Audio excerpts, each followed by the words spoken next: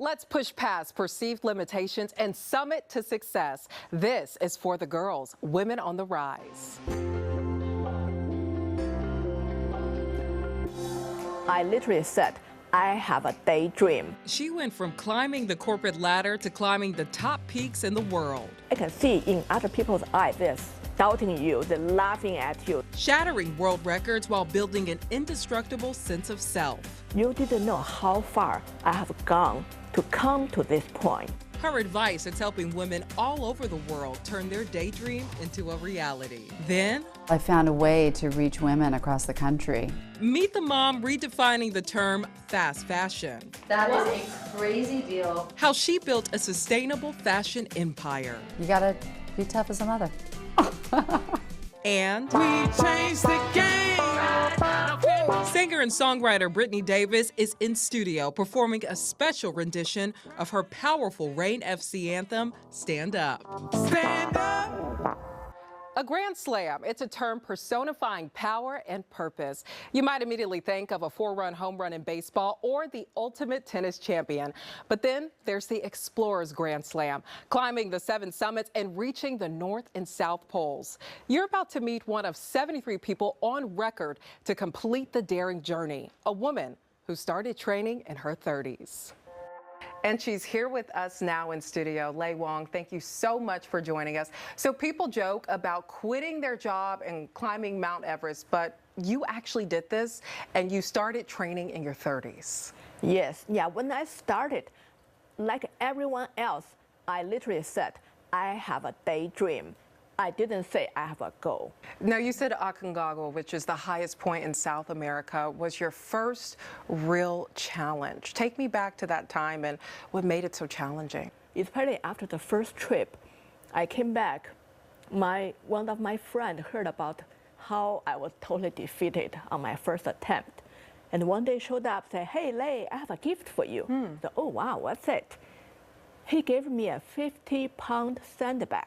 Oh, so that's some gift, huh? I just put it in my backpack. All right, that's my training pack. Every time you go up the stairs, you go take a walk, carry that 50-pound sandbag.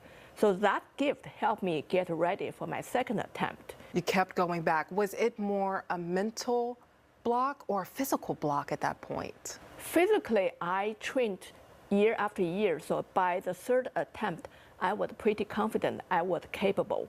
But you have no idea what you're going to get into. So yes, I definitely had some thought like, oh, I don't know if I can keep going if a year, another year, another year. So, but I wasn't ready to give up. So I'm going to keep going. Wow. It seems like this taught you a lot about mental fitness. What are your recommendations to people who are fighting their own mental fitness battle?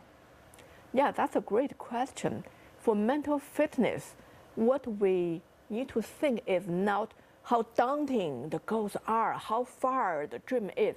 It must look at your next step and think, ask yourself, can I just go one more step? Is there one more thing I can try? Forget about how far. Just focus on the one little progress you can make. Then you can say, yeah, I know I'm really tired. I tried everything, but I still can try one more time. I still can try one more thing. I think that's the mentality. If we cultivate on a daily basis, you'll be surprised how far you actually can go. Did people count you out in the beginning? All the time. Because one thing I learned, nobody knows you better than yourself. So when people, I can see in other people's eyes, they're doubting you, they're laughing at you, they are thinking, what a joke. But I can say to myself, you don't know me. You don't know my potential. You don't know what I have been through in the past. You see me right now, look like I'm small, I'm not as strong as you are. You didn't know how far I have gone to come to this point, how much stronger I have become over the journey. So I know how far I can go. I have a lot of potential you don't know, so I'm going to show you. And then you made it to Everest.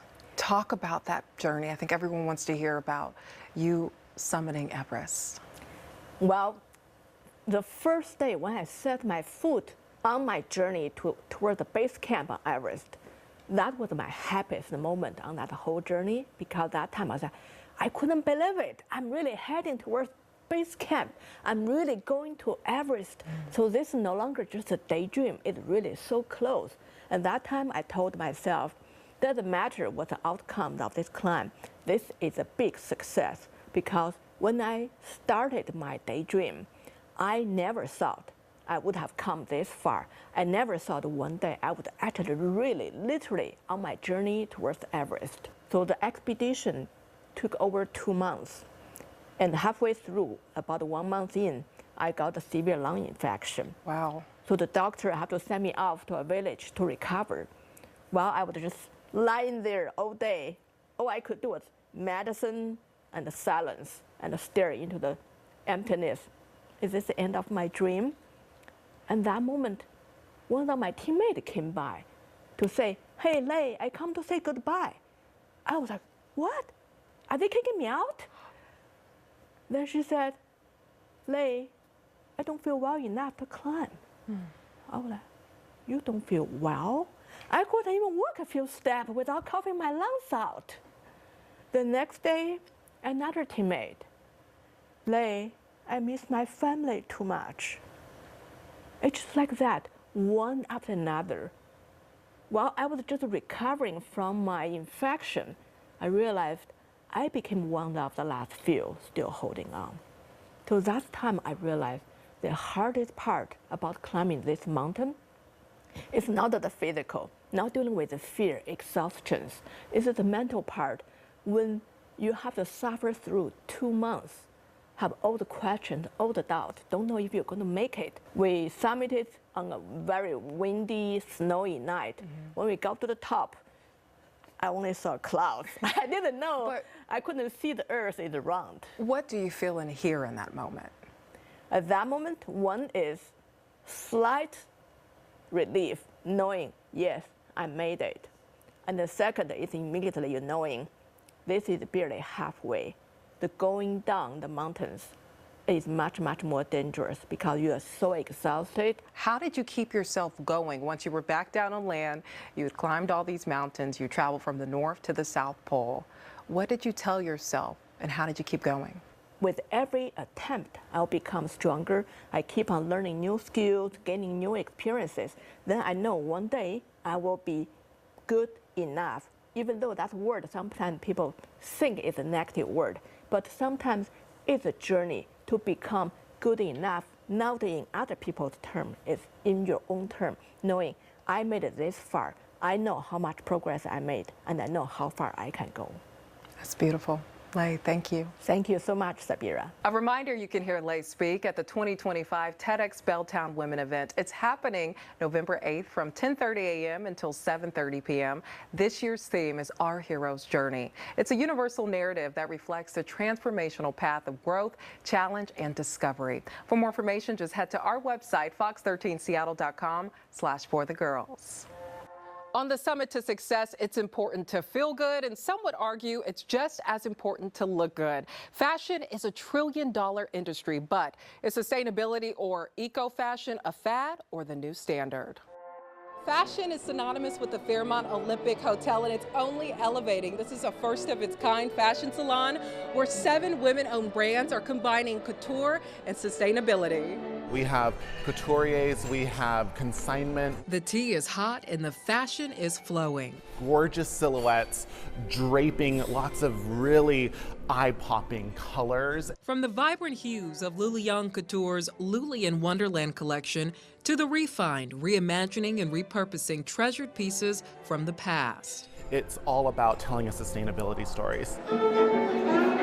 In this case, that means a set change from the Fairmont to the foam. Orange Valentino skirt, again, size 48, fitting like a tent. The screen is a window into the world to show them what we have. The details on this are my favorite part. I'm gonna come close to show you guys. It's a fashion salon of sorts. I found a way to reach women across the country. Great length on this. Janine Christopoulos is the owner of The Refined. Cameras are up most of the day. That continues across the waist. It's a concept like QVC, but using social media, specifically Instagram Live. These are a Chanel, I would say a pink-orange tweed shoe. So we sell shoes for the first hour, hour and a half of our day, and then we go to ready to wear and other programming, and it's 7 days a week. Customers view designer consigned pieces from the comfort of their home and make their bids in real time. Yay, congratulations, amazing find. When we first went on Instagram Live, I think we had like 10 people watching. So you're like, how is this ever gonna work? But she kept logging on, pushing past the awkwardness of feeling like you're talking to yourself in an empty room. We just kept putting the camera up. So we built programming, scheduling, and it started to work, and more people joined. With these prices, it feels insane to be selling stuff. When you're live for 6 hours at a time, you can have 20,000 people jump on. So from 10 to 20,000 on average. Yeah, it's amazing. Yeah, it's great. I'm thankful. I'm grateful. Let's start from the beginning. How was the Refined found? I actually bought half of my cousin's business out of her basement. So she was reselling clothes out of her basement. And one day I went into her and I said, why don't you bring this to retail and elevate the experience? Beautiful designer clothes, give it an environment that it deserves. And she said, if you want to do that with me, you can buy half my company and bring it to retail. And I just made like a split-second decision, and I started talking to landlords. She challenged you in that moment. Yeah, she did. By 2019, they invested in brick and mortar, building out this storefront at Madison Park. It was going well. COVID hit 6 months into owning the business. Customers were scarce and consigners were concerned. Not only disappointing to a business owner to have things slow down, but you're also disappointing a customer in some way, and that's your consigner. Here's the back too. I forgot to show you guys, but it does zip entirely up the back. Janine's pivot to a new online world of customers also propped open the door to new employees. I think we're 45 women strong, so it's all female run, owned, and operated. And multi-generational. I think we're 18 to like 66 years old. So we have a great age span. People have fun here. Jenny, congratulations. It's $395 here at the Refined. That is absolutely amazing. Memories of tenacity melded like stitching on fabric, an unbreakable seam of success. My son brought that sign in that says tough as a mother, because we've had our challenges here at the Refined. And in any of those incidences, if we were robbed or a car drove through the front, I've still turned the cameras on at 9 a.m. I have never let anything stop us. Even amid the chaos? Nope. Just turn the cameras on. Why? Because they're not going to get the best of us. We're going to do what we're supposed to do. You got to be tough as a mother. You're quoting your son now. How does that feel? I love that, right? It's good. But that's, we have a great team, and I also want to set an example for younger girls, like to prevail, to move on. Things happen. Life is not just like this. It's up and down, and you learn so much through times of struggle. You innovate, you get more creative, and you keep going, and you can find like great success. This is all about women supporting women. So I couldn't leave you without a fabulous fashion tip from Ashley Meese, the Refined's in-house stylist and owner of Modash Styling. I think one of the things that I think about, and I did it here with this as well, is looking at color. Like I say this with blazers a lot. It's like, and specifically in this one is a good example. I would pair this with a green shirt or a pink shirt to pull out something different. So for this in particular, it's blue, but I want to make it more interesting by bringing out a different color blue and a little bit of a pop of color. I love color. I want to be bright. I like to feel like I'm bringing joy to other people. And so I feel like when I add color, that happens naturally. And we have a colorful show ahead. This is what it's all about. I'm taking you on my personal solo traveling adventure, the destination that offers 2 different vacations in one stop. And remember, this mother of 9, if something happens, I want them to be okay. We have a wonderful update you don't want to miss. Solo travel is having a moment. According to a 2024 report by American Express, 76% of millennials and Gen Z are planning solo trips. Women account for most of the solo bookings. And this edition of the Best of the West and Beyond, I'm taking you outside of the studio and sharing my personal solo travel tips. First stop, Santa Barbara, California. Where the buzz of busy downtown streets and the whispers of beachside waves makes a solo traveler never feel alone. For the first part of my trip, I settled into the center of the action at Hotel Californian.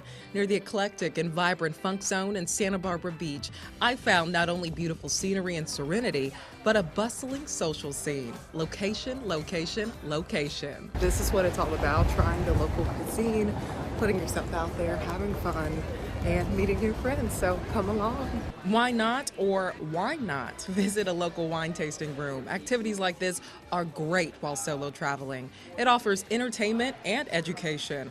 I like to pour into the experience and ask the sommelier questions about the wine's backstory and profile. I've found people love to share their passions, and then I get to become a fun fact machine at my next event. That's just a taste of Santa Barbara County. About 15 minutes down the road is the luxurious and blooming city of Montecito. At the heart of its transformation into a coastal chic oasis is the Rosewood Miramar Beach, a historic property that once sat empty for 2 decades, now reimagined and layered with 5-star amenities.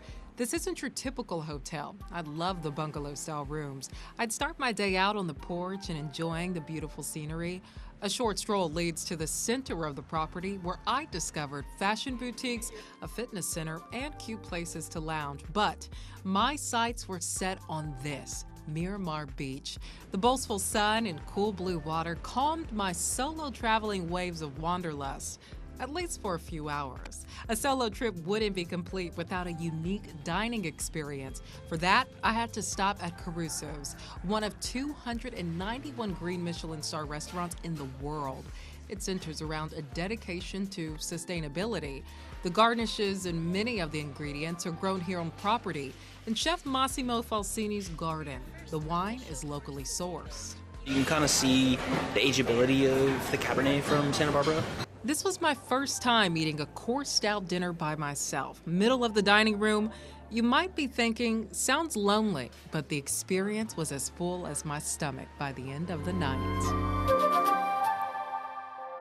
Let's keep this solo travel movement going. For more on my personal tips and journey and experts' advice on how to stay safe while solo traveling, visit fox13seattle.com/forthegirls. This show was created to highlight amazing women on the rise. Susanna Sakay is the embodiment of that term. She's the first female president and chief executive officer of the Washington Athletic Club. During a viewing party for our second edition of this show at the WAC, she spoke about her own personal summit to success. We wanted to know, as a multifaceted woman, how she balances a heavy workload while staying true to herself. We don't have a lot of time to waste, I think, as women. We're very busy. So we're very efficient and we can pack a lot into one day and lift others. I think that's a really big lesson as well. I really try to do that in my everyday. I've always tried to do that in my career. But so I think women think like that. It's like, who else can I lift? How can I, all these hard lessons that I've learned, how can I use that to my advantage and lift others around me? Susanna worked at the club for 14 years in a variety of roles before her promotion. I'm a single mom, but I'm like, I got the family that I asked for. Remember this story? Melody Clay fought for years to get her 5 nieces and nephews out of foster care. They were taken and split up after her brother began struggling with drugs and his mental health after his oldest son was murdered. She was already a mother of 4, but that didn't stop Melody. Her brother passed away this past Thanksgiving, and she decided it was time to make it official. I let them know, your children are going to be fine. They're with me, so you know they're going to be fine. We are thrilled to report this summer, Melody successfully adopted her 5 nieces and nephews, and now she's a happy mother of 9. Congratulations. There were places that I went sonically that I myself didn't know that I could go. Singer and songwriter Brittany Davis is sharing the message behind Seattle Reign FC's new anthem, Stand Up. This is the jam right here. Her electric in-studio performance is next. We're born to rise, hey.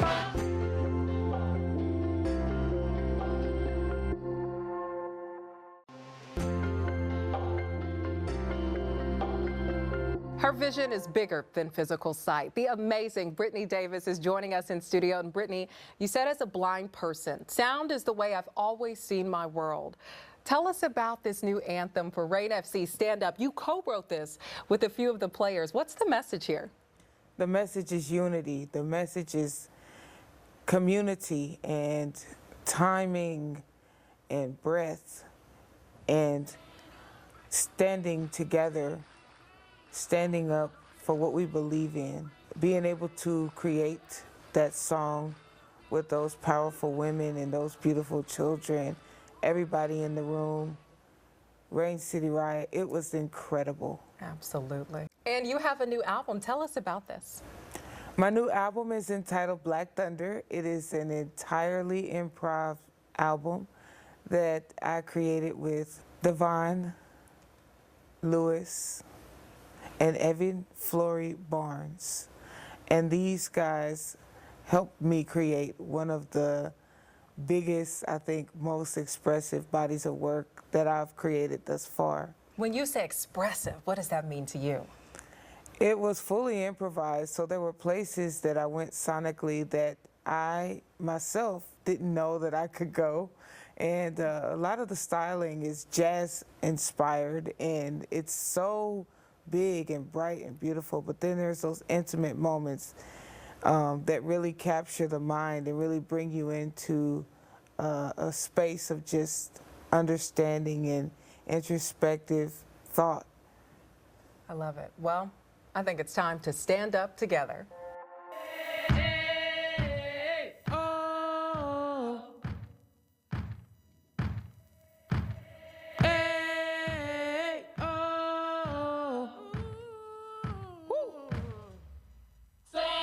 Look the way we change the game. No fear, no change.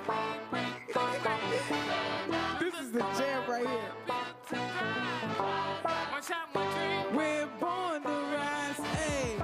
With the storm, shake the game. Break the ground, shake the cane. Ain't no fear, ain't no chain. Run it up, say the name. We don't break, we don't fall. We don't stop, we stand tall. One shot like Sal.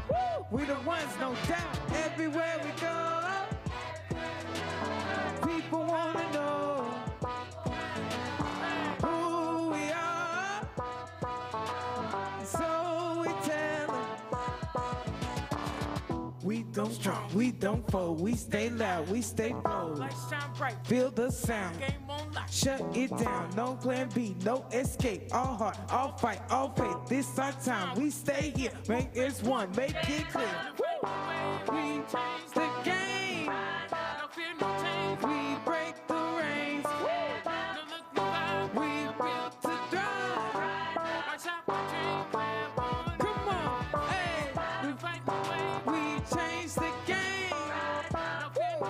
We break the reins. Look, no vibe. We're built to thrive. We're born to rise. Check. We don't drown, don't go under. We the rain, bring the thunder. No retreat, no goodbyes. Locked in, sharpened eyes. Run it up, burn it up, turn it up. This ain't a friendly, okay? Run in, lock the match, let's play. Say one, say two. Hey, everywhere we go, people wanna know. I love those horns. Who we are. So we tell. Look the way we change the game. We break the reins. We built to thrive. We're born to rise. Hey, whoa. Hey, rise up. Hey, hey, hey. Stand up. Hey.